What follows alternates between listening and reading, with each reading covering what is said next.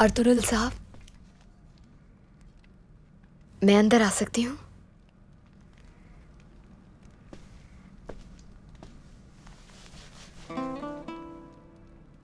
हलीमा सुल्तान, अंदर आने के लिए इजाजत की जरूरत नहीं है आपको।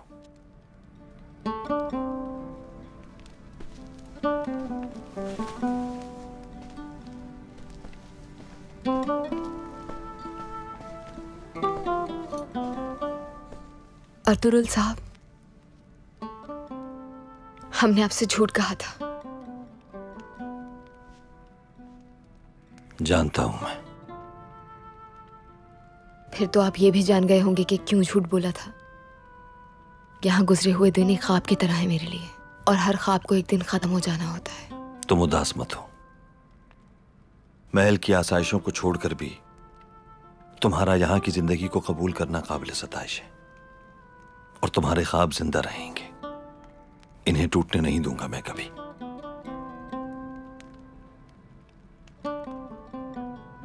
समझ गई हो ना मेरी बात? जी समझ गई।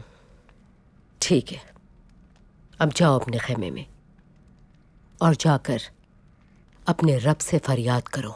दिल हल्का हो जाएगा, क्योंकि दुआ ही से तमाम मुश्किलात हल हो जाती हैं।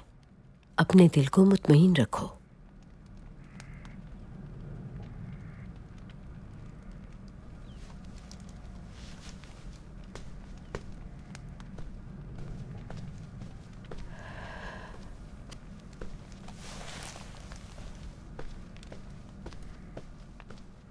बात सिर्फ मेरे खुश रहने की नहीं है,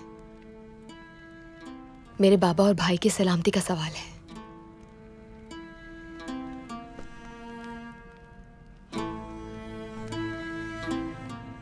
परेशान मत हो। तुम्हारे बाबा और भाई मेरी जिम्मेदारी है।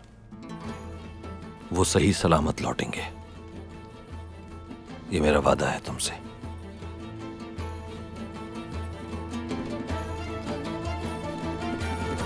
अल्लाह आपको हमेशा खुश रखे।